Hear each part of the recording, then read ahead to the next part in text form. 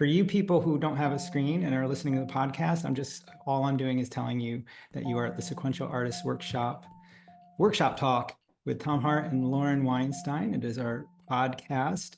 Sequential Artists Workshop is a school. We have online courses. We also are a real space. We do all sorts of things, and it's all designed to get you better at comics, feeling better about your comics and stuff like that. And we have an online program that is a full year, soup to nuts, all sorts of everything you need to know about comics. And Lauren teaches in that. And we also have a 6-month graphic novel program, which is launching soon if you're listening to this live. But if not, it runs at least once a year.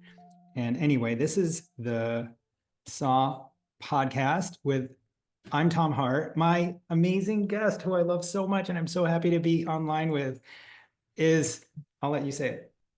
I'm Lauren Weinstein. And I'm so happy to be here, Tom. Thanks for inviting me. Oh my gosh. And you have such big plants behind you, and I'm really jealous. This is a rattlesnake master. A rattlesnake master? Yeah, that's its name. So this plant would actually tame a rattlesnake in some way or something? I don't know. I don't know why they call it that, but I bought it because of its name. I mean, I think that's a better name for our podcast. So we should maybe just yeah, maybe I do have a course called Going In for the Snakes, but Rattlesnake Master is a really good one. Wow. Okay. So we have an agenda, and the agenda is we have one SAW member who's gonna ask a question, and we'd like to talk through that question as much as possible. But first, I want to hear about what you're working on. I'll blab a little too, but you've been working on a project for like 20 years. You want to tell? Yeah. What's that?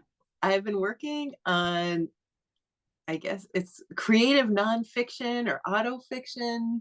It's based on me growing up and really, really wanting to be an artist. And kind of all the things that kind of get in my way, but also influence me. And at the same time, my mom is a political activist and a total workaholic. And she, when I was 13, she got into a car accident and broke every bone in her foot. So this book deals with like a lot of trauma, but also how that trauma influenced me as an artist. So it goes into lots of very dark, but also very interesting and very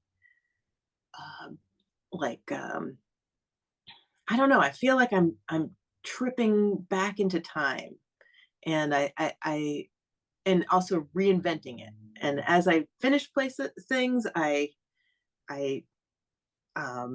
sort of as I finish, I let them go, and they become their own pieces of art and not necessarily memory. Are you saying you're kind of reinventing the past with this? Yeah. Whoa. But also, so like right now, I'm past the really bad part. I've got 2 chapters left on this book.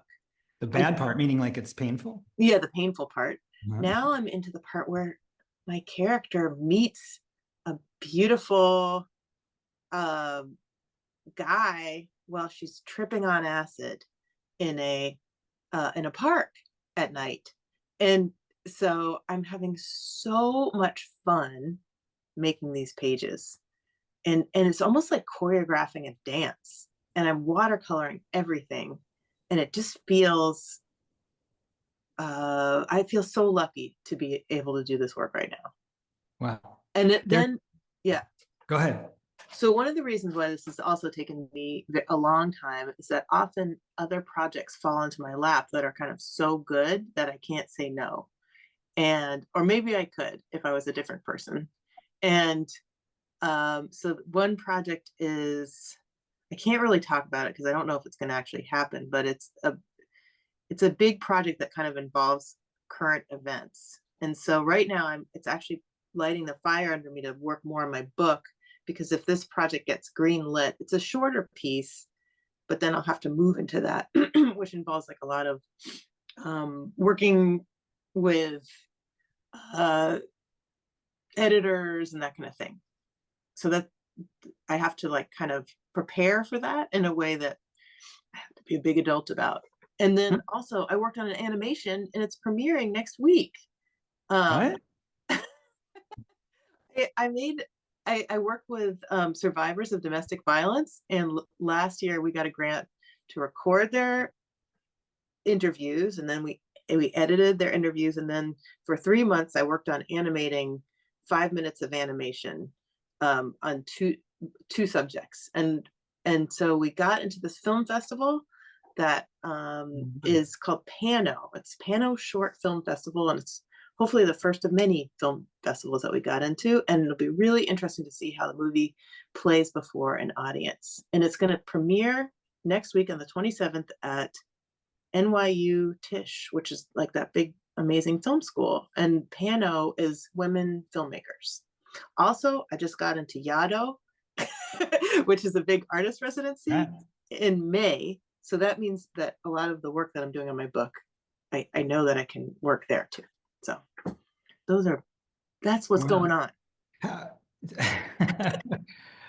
that's a lot, and that's awesome. And okay.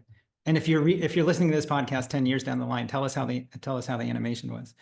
Send us a Yeah. note. Say you saw it, or if you've read Lauren's graphic novel by now, because we think podcasts are forever, and you know, this podcast might be found 100 years later, and maybe Calamity will still be being read then, and everyone will know what went into it by listening to.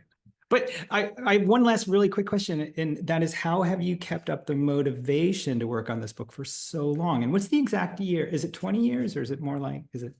And I don't know. You I lost. kind of don't want to think about Okay, how long sorry. it has been. I don't, I think that the book is not like a normal book. I think that's the main thing, is that it's like somehow a revisiting and reinvention of my childhood, and I'm using kind of non-traditional techniques. I realized halfway through it that I could use any kind of material I wanted to at any time, and so I switch materials kind of when I feel like they're working on something that, like watercolor for the acid trip, for example, really makes sense, or stark black and white for when my mom gets in a car accident. All of those things seem to be informed by the work I was doing at the time. I did a collage like the night before my mom got in a car accident. I had a dream that she got that I ran her over, and so I decided to do that in a collage. Whoa.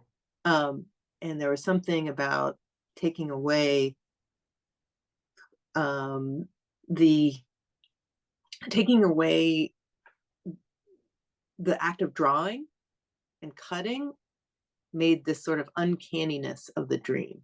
So those are the kind of things I'm interested Mm. in. But I think that's why it's interesting to me. Is like every single part, I've thought about these stories for so long, and then when I'm finally ready to tell them, I've got all these new skills in place to kind of do them. And Mm. it's often because I've just done a really interesting other project. You're so lucky. I'm I have so many stories too in my head, or that I've been trying to get out, or I want to get out, or new ones appear, but I always go to the same way of manifesting them, which is like, it looks a little bit like Popeye, a little bit like Peanuts, and it's always the same. And I try and draw the same damn lines, and I'm really frustrated lately. And I think that's the issue, which is that I don't let myself change visually. I'm like frustrated with how I am visually, but I don't let myself change. I'm really in this weird stuck place. I want to draw like Josh Baer, who like doesn't seem to give a crap about anything, even though he's very, very, very, very adept at everything, and he does give a crap, but he looks carefree. And I just want to, and you look carefree too on your pages. I'm trying to get there. I'm not getting there. I'm very stuck. But I just wonder if that's also like okay. It's okay to have this visual vocabulary that's, No, you but know, I don't but you like don't, it anymore. I'm yeah, stuck. I'm sick of it. So I need to like let bad drawings go. I need to like loosen up, maybe draw with my left hand. I don't know. yeah, yeah. Maybe a collage. Try a collage. The couple times I've added a little collage, I've loved it, but it's like Yeah, I know. Maybe I should. You know It's what? You super know what time kind of consuming. collage I should do? That in the last years of that comic strip Shoe by oh I forget, Mhm. they basically stopped drawing, and it wasn't like they hired somebody else to draw it. They just collaged the characters in because they had drawn everything they needed to draw these two characters or five characters saying and tree and their desk and everything. So they just like collage. That's what I heard, anyways. That's what I need. Right, maybe that's it. Rubber Maybe, stamps. yeah, like, maybe it just needs to be about getting the story out, Right. and then once you've got the story locked in, you can re-examine the art. Just, like, get the story out. Oh, I like that a lot. That's okay. I liked it a lot. Yeah, re-examine the art later. You're right. You're right. You're right. Okay, that's a great segue. We've got a guest. We've got a guest saw member, Brandon Hankins. Brandon, I am going to add you to the spotlight for visual people. I'm going to ask you to unmute. And you had a question about your work, which is awesome. And you've drawn like 7,000 pages or something. And I want to talk about that too. But yeah, why don't we hear from you? All right, can y'all hear me okay? Yeah. Okay, cool. All right, well, thank you for doing this. Thank you for having me on. Um, so my question has a lot to do about like how we define success. Like Tom, it sounds like right now you would kind of define it for yourself as like being carefree or like loosening up or what have you. I feel like for me, the definition of success is something that like is so elusive and like changes, and so it's hard not to feel like I'm like falling behind in a lot of ways. Um, so like and like what I'm about to say next is not to like toot my own horn or anything, but just like the sheer amount of work that I've done over the last couple of years. Um, it's been a lot. Like I've crowdfunded twice. I've been doing this webcomic for years and years. I don't have 7,000 pages. I have like over 500 pages done of this comic so far. Um, I'm like I'm putting like my all into it. Uh, but it's like there just comes a point where like you don't really see the progress anymore. So it's like even though I feel like and like logically I can like literally physically look at the stuff because I work traditionally. So like I can look at like the page count and be like, oh dang, like I've been putting in some work. It really doesn't feel like I'm getting anywhere. And but like stuff like the year long program is sort of like helped me piece together more of what I value, which I think is probably what will inform my definition of success moving forward. But I guess so. I guess the question is like how do you feel like you are moving forward? And is it a bad thing to like need that feeling, or is that something that like holds you back? Right? Like, what is progress? Yeah.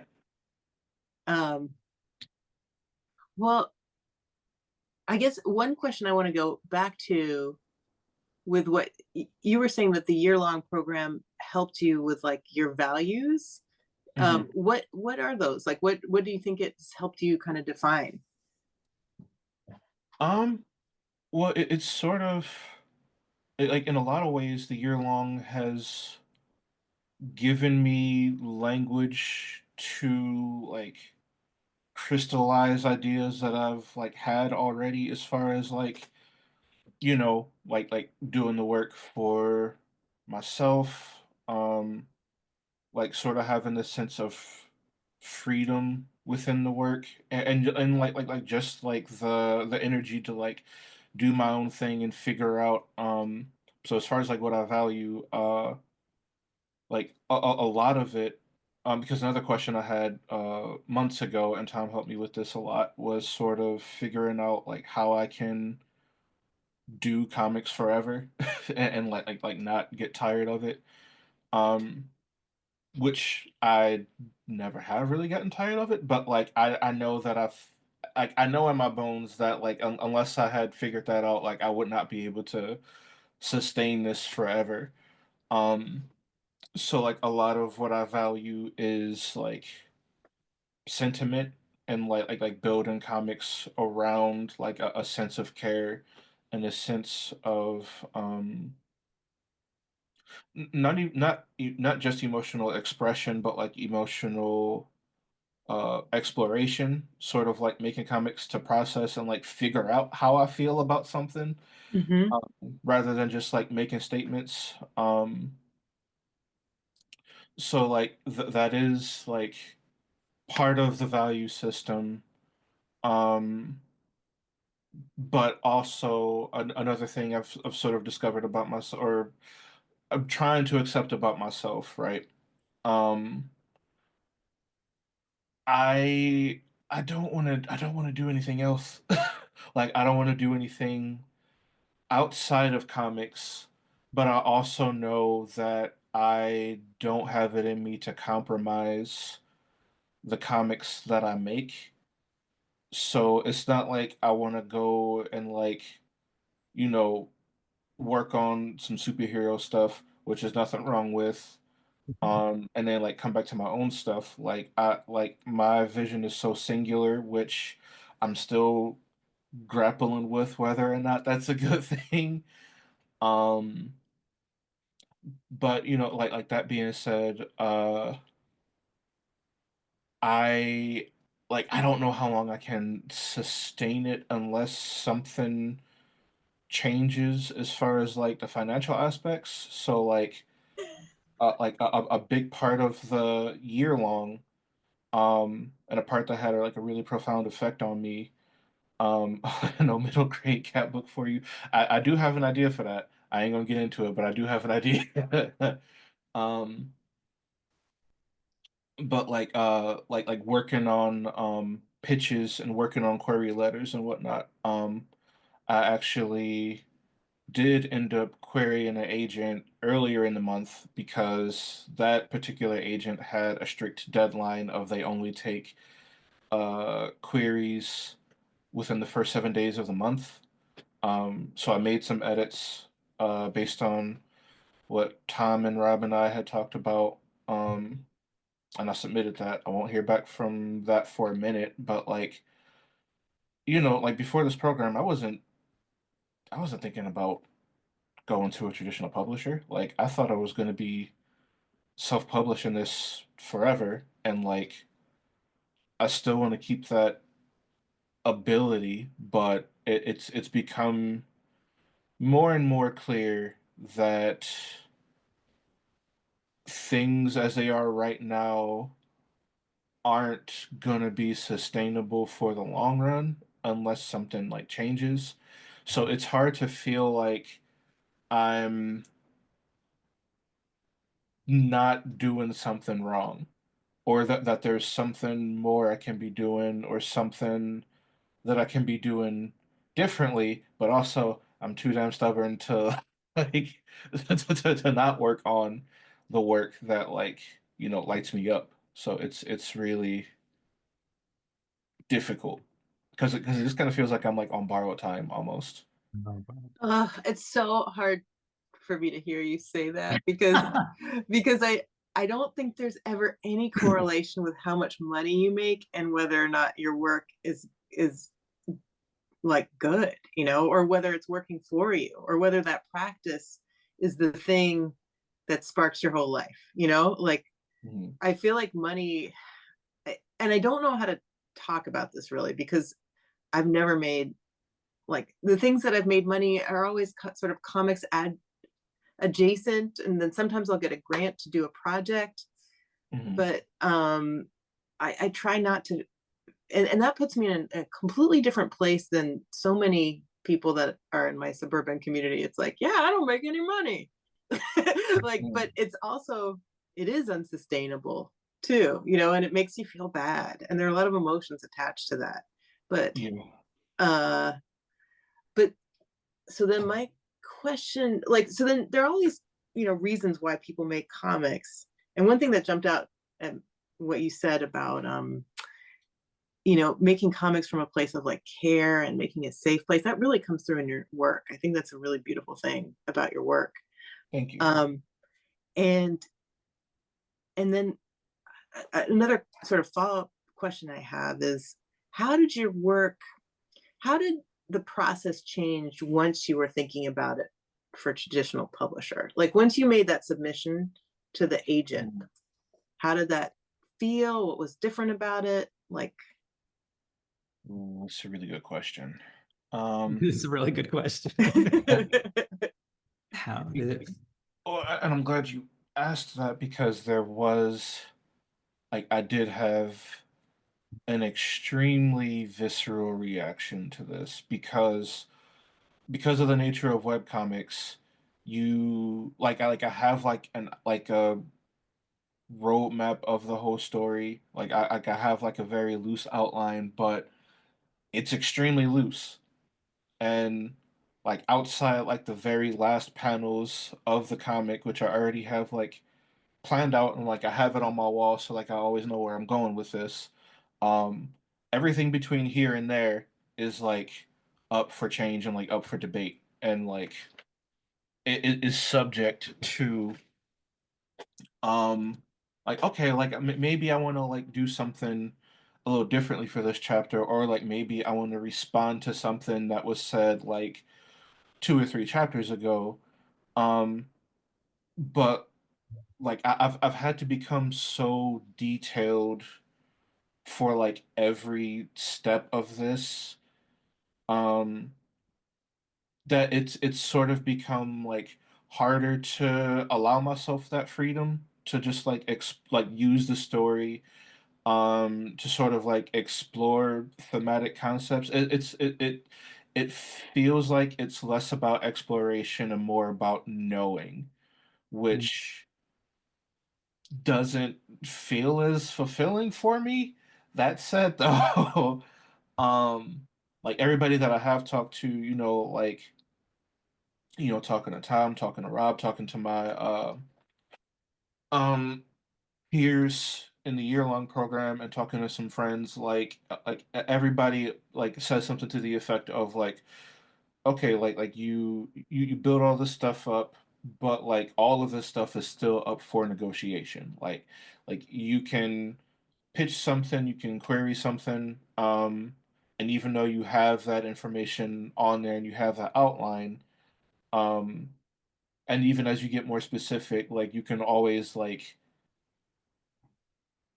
argue to pivot to something else. So I feel like I will still have that freedom, but also it's not a freedom that I necessarily wanted to have to argue for. You know what I mean? Would it be a good thing if I had an editor? Yes, I do think it would be good if I had an editor. Um, but it it kind of scares me a little that I might not have final say on stuff. But so far, like everybody that I've talked to that's been published, that hasn't particularly been their experience. I also worry the story might be too long, but for the life of me, I keep trying to like I look at every individual element and I'm like, does this need to be here? And I've already cut so much out. Like, oh my god, dude. It is already as short as I felt like I could make it. And still have like the satisfying emotional payoffs. Like I want people to spend enough time with these characters that as they grow and as they move and as some things happen down the story, like we really feel that, you know what I mean? So like I don't want to push for publishing so hard that like I begin to neglect why I'm actually doing this. Mhm. So there are two parts. So, and then that's what gets back to the core of that question. Like it's, I think it's less that like my definitions of success are elusive and hard to lock down, but I think it's more that I have like conflicting definitions of success, and I can't find a way necessarily to like reconcile them. Oh my God. I feel like I'm a therapist. I love it. I have no experience with this at all, but you're like solving your own problems. It's amazing. But Lauren, I don't want to lose sight of that question about how to define success, but can I Yes. ask you a couple questions that I think are very relevant? Yeah. One is that your book was pitched at some point, right? The book you're Yes. working on now. Hmm. I imagine it's changed dramatically from that pitch. Do you even have an editor? Okay. So, But also, I'd like to also address, if you don't mind, Goddess of War, which I know you put a lot of passion into and is a hmm fantastic book, but seems to have reached fewer people. And how does that feel in your OOF as far as success in the terms that Brandon's using and things like that? yeah. Okay. I think you can have conflicting ideas of success. Um, and it's okay to have them kind of butt up against each other. I almost have, okay, so let's get back to the first thing of, originally this book was meant to be a sequel to some web comics I had made called from on girl.com. And then I was like, you know what, this is going to be art, art, and and then I was like, that's too much pressure. But I think, okay, so I think every single thing for me is just its own learning process. Like that's really what it is. And every single project I do can take me on a journey. Like, for example, doing the Goddess of War, every single original was really, really huge. And I got to think about the history of warfare in America, which still, like, I didn't realize it, but I was kind of learning how to do research on that project. And I was learning how to ink, and I was realizing that I never ever want to do a gigantic page again. Like, so, but then that project also, I got to go to the Fumetto Festival in Switzerland, and just I did a bunch of art related things as a result of that were really, really fun. But yeah, that book, it was a large format book. No bookstore can ever even have large format books. Like, it was a small large format book which will just get battered. So I learned a lot, and then I don't know, I left it behind. There's no use crying over spilled milk. And I don't even think that was in any way a failure. It's just, um, and so then with this book, yes, I pitched a sequel just as Girl Stories was coming out. My editor at Henry Holt liked it a lot. So I got a sequel with them. And the thing with Henry Holt is that it's books for young readers. And so, and I worked on this for so long that my agent retired. So I got a new agent. My new agent said, this may not be a book for young readers.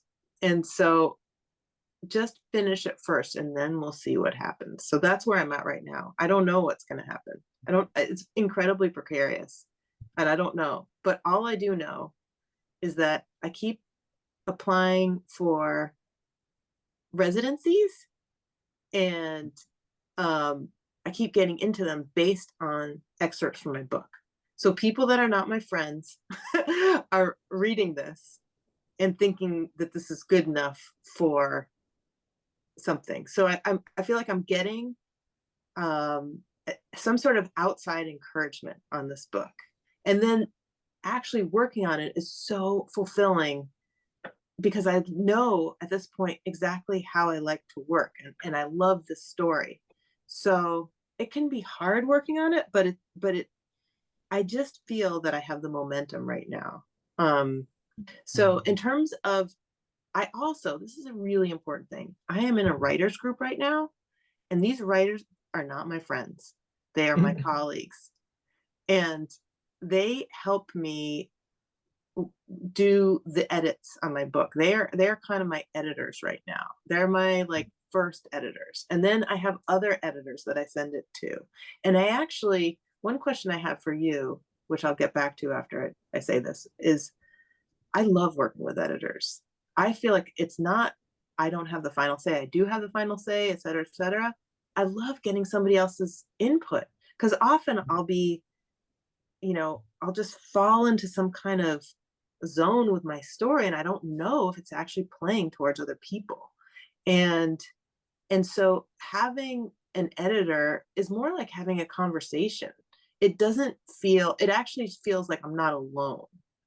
Um, and that's a very special thing too. If you can develop a relationship with an editor where you don't, where you feel like they're not going to just like butcher your work, that's the best. And I guess my question to you is, what's your perfect relationship with an editor, if you can imagine one?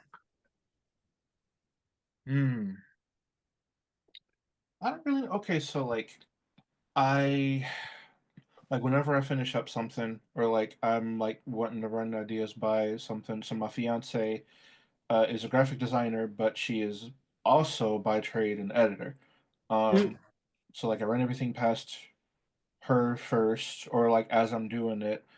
Um, but also like I almost feel like that she knows my work almost too well, so she mhm. catches things that somebody like who doesn't know me as well might not be able to catch. So like I'm grateful for her edits and I'm grateful for her input and her advice, but sometimes I worry that there's going to be some uh blind spots. So that said, I guess an ideal relationship with an editor, if I were to get like an actual editor, like if whenever if slash when I do get published, um, I would want them to believe in the work that I want to do. Um, I'd want them to sort of like believe in the vision and like believe in how I'm like picturing stuff. And sort of like help me get there. Yeah. um but in ways that's not gonna so like I do have like a specific thing. And this is not why the comic is so long so far, but I do have a need for quiet moments in the comic, and Hmm. quiet contemplative, just simply walking through a forest and like stuff to that effect. um because like I get exhausted if I read a comic and it's just action. Like I literally get tired. And I'm like, all right, I need a break from this. But also like I just like it's just important to me to, especially like I didn't have a lot of like green spaces growing up in Detroit. At least not that I had access to at the time. I'm sure it's better now, but like my walks back then, like I needed to take those walks, but it was a very gray time. Um, and like this is not a statement on Detroit as a city. Like Detroit as a city is beautiful, like, but the particular area that I was living in when I was coming up, like it, you had to you had to look very hard to find the beauty there, and I was eventually able to do this, but every time I found myself in nature, like it was such a healing thing. Like every time I've been able to go on like a trail or like a nature walk or what have you, um, it like I just find it to be such a like revitalizing thing, and it's important for me to put that in the work. To the point where I feel like it is an essential component to the work that I do. Um, but I'm afraid of being told that those moments in the books are a waste, or like Right, a waste of time, a waste of space, or being told like because like you can't create and edit with the same brain, right? Um, but sometimes that like editing mind is like hard to control. Mm, mm. So okay, so the issue is that there is a fear that an editor that I get will be like my inner critic, or be like how I edit things in my head, or like and not in terms of like the good stuff of, oh, like you can flip these panels around and create a different moment of impact here, but like those moments of like, does this really work, or is this a waste of time? Like a lot of those questions. So my ideal editor is somebody who is probably the opposite of the editor that's in my head. Lo- Lauren, I'd like to go back to, well, first I want to acknowledge we're going long, so, oh, yeah. but let's, I wanted, I think there's an important question that I want to ask, and Lauren even brought it up when we were talking before the call. And that is like, I'd like Brandon to know something about your relationship with your readership. And I know you mentioned two successful crowdfunding things. So tell us about the people reading this and your relationship with them. um, well, a lot of the people that I know read it. Um, a good deal of them are people that I know. Um, but very, very, very slowly, and I do mean very slowly, the number of people reading it has, and I guess this gets back to like definitions of success. Right. Um, where like part of that definition for me is, and this is I don't know if this is valid or not, but like I guess like natural readership, or like, or you know, like you were saying earlier, Lauren, like people who are not my friends, or like who didn't know me beforehand, um, taking a look at it, and like supporting the work because they want to support the work, and because they connect to something about the work. So there's a measure of like wanting to connect with people that I'm not already connected with. Um, and so for the crowdfunders, I I think what I'm learning from this is that my issue isn't necessarily the definitions, but it's expectations. Mm-hmm. Because I think what I like part of what I wanted from the crowdfunders, and whenever I go, like whenever I table at a convention, whenever I'm selling work anywhere else, is that like I deeply appreciate the support that I do get. Like I literally could not do this without the support that I am already receiving on a community basis, on like a personal basis. Um, but that there is part of me that like really, really, really wants to connect to people who I don't know, or like who doesn't who's not already like into this comic. Um, so yeah, so my relationship to current readers, and I could be doing more to like, and I'm trying really hard, but like social media and communication is hard. um, but like my current relationship to readers is that a lot of them are people who, on some level, personally know me. Um, but there is an expectation that like I would start to reach people who do not. In a weird way, I kind of like value that sense of validation above the people who do know me.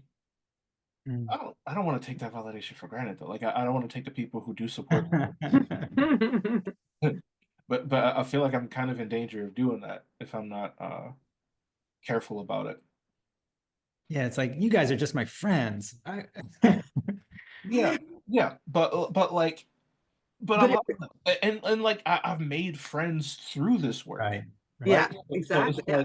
like that's such like a almost like a toxic expectation to have because as soon as you know like a colleague who um like the work and we become friends because of that work, as soon as they cross that threshold, it's like, okay, well, you know me now. That means that like Mhm. you are going to be biased, but like that's fine. Right. Well, No. I think people, everything you're talking about are like different kinds of connections. And I mean, that's the value of art is making connections. Eh, eh, people like you want to create these natural spaces that people can walk through in your work. That's like a really important creation, a really important connection that you can make with an audience. And so it seems like in terms of expectations, like you can have conflicting expectations, but I think it was really interesting what you said about, you know, it seems like your work is moving into this next level space where it's not just for you. And there's a lot of fear about that. Mm. It's like, what will this editor do? Will they just slash and burn my work? And but I think, what I heard you saying about an editor is like it's somebody that just makes your work what you want it to be just a little bit better. And Mhm. so what if you have, somebody who knows that you never want to sacrifice those natural spaces and the silence there that's created, Yeah. but maybe there's somebody's internal monologue there that's on top of your natural space so that it really keeps the reader going, like maybe it's that kinds of nuts and bolts, like switch this panel around. Mhm. That's what a good editor does. That being said, editing web comics is almost non-existent, and editing uh, graphic novels is only just becoming a thing. Mhm. So the editing process is wide open. Mhm. And it's something that's nice with, like, in Saw. How much editing do you get? Like, what's the editing process like? I mean, like it's more than I would get otherwise, and it's very much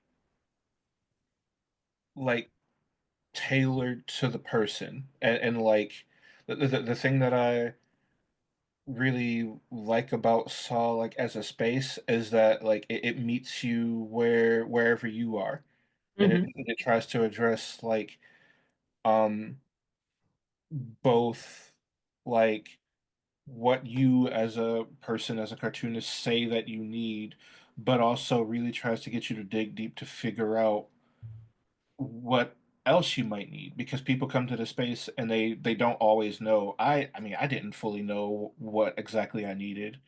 Um, Mm-hmm. like literally today, like just talking about this, I couldn't put a language to like the fact that I want connection.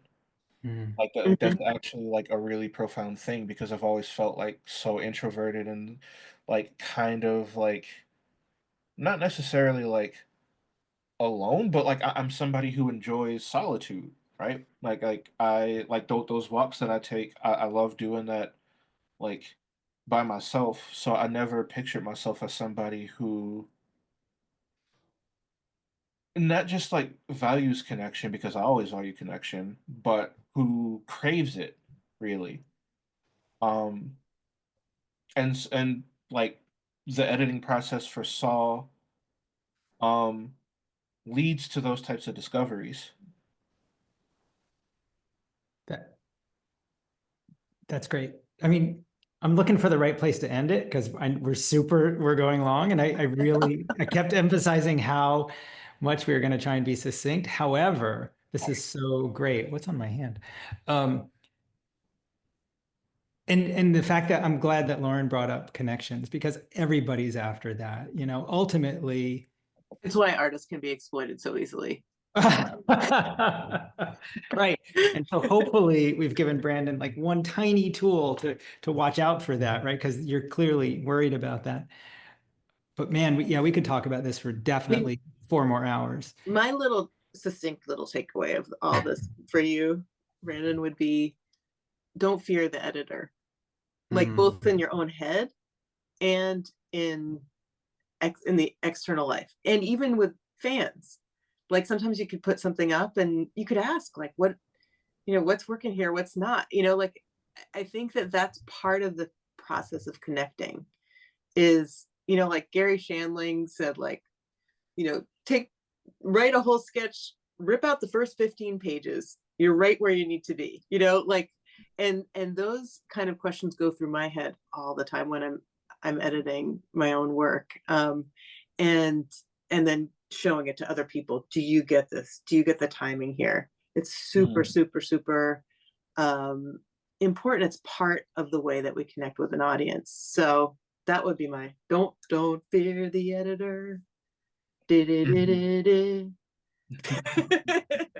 Yeah, and be okay seeking connection, you know. Yeah, exactly. But that is a balance though, right? Right. Because you're like, well, I do this work first for me, because if I Yeah. don't do it, I'll go insane. Mhm. But I Yeah. also want people to read it, and people are difficult, you know. And you're like, how do I get there? It's Yeah. everybody walks that line or makes that constant shifting terrain they're working it. I don't know. Yeah. Yeah. Yeah. Was Mhm. this helpful, Brandon? This was extremely helpful. Like, I'm Lauren's a really good therapist. yes, you are. Thank you so much. No, seriously. And, a lot of new connections are being made in my brain. Oh, As put a link to like I put a link already to the to your webcomic in the chat, and we'll put it on the podcast description. But also, like, if there are book collections or something that you've got on offer, let us know where that is and put that in the chat, and I'll make sure to copy it down. All right? Yeah. Thank you um, so much for Because I'd love to. yeah, Yeah, I'd love to read it in book form. I'm getting tired of screens, as a lot of people are. I know not everybody is, but uh, totally. well, I appreciate y'all time and the depth of the answers y'all gave to my question. Extremely helpful. And I mean that like genuinely. As far as link to the books, I'm currently sold out. That's that's a good success, thing. right? Yeah, that's success. Yeah, Yeah, that's it good. is. So it like I do plan to print more because I'm gonna try and do some shows in the summer. So I will probably post links about that in the network if that's okay. Of course. Okay, cool. And so the webcomic is autumnwing.thecomicseries.com. Go check that out. Look for Brandon at the comic festivals this summer. Maybe Chicago, maybe Columbus. What? So I might do CXC. I don't know about that yet. I'm on the waiting list for TCAF. Oh, Um, so we will see about that. I might, and I'll probably do something in Ann Arbor because they have a oh, nice. comics festival out there. That's really nice. Library comics festivals are just the best. I love it. Cool. I love when they take place in. Slowly build that community. And it's like, Yeah, and absolutely. we've all been doing it. Lauren and I, yeah. How many times have we been to the same festival and then we never see each other except at festivals? Right. No, that sucks, but I know. All right. Thanks, Brandon. yeah.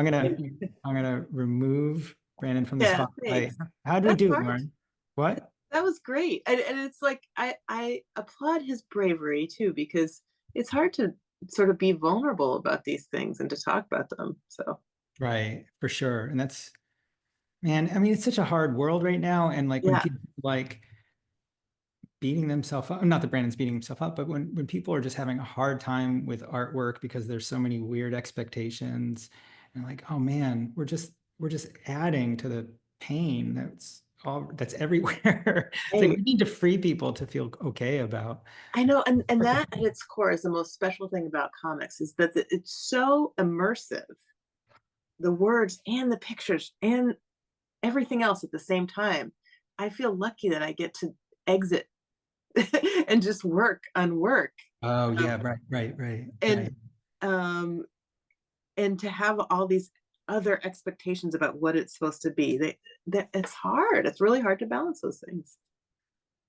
Okay, so we're going to do more of these. I appreciate everybody being on.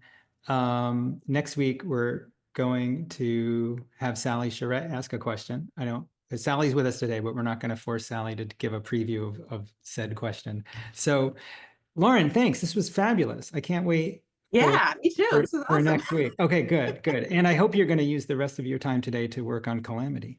No, I have to do my taxes. Oh, no. But that's okay. Like they had to be done, right? And so I can't cry about that. Okay. I'm like, you can cry. I mean, you do have to get them done, but you can also cry. Anyway, all right. Well, thank you for everybody Thank you for so being much. here, and look wait for for this podcast wherever podcasts are and YouTube and stuff like that. And if it's 1,000 years in the future, dig it up somewhere. I don't know how technology works. Lauren, thanks. I'll see you next week. Thanks. See you later. Everybody. All right. Bye. Bye. Thanks for joining us. This has been a production of the Sequential Artists Workshop, or SAW. You can find us on social media at Comics Workshop and online at sawcomics.org. You can hear about our many courses at learn.sawcomics.org. SAW is a nonprofit and supported by people like you. Learn how to make a tax-deductible donation at the donate page of sawcomics.org. You can join our free community of comics explorers at members.sawcomics.org. Thanks so much for being here.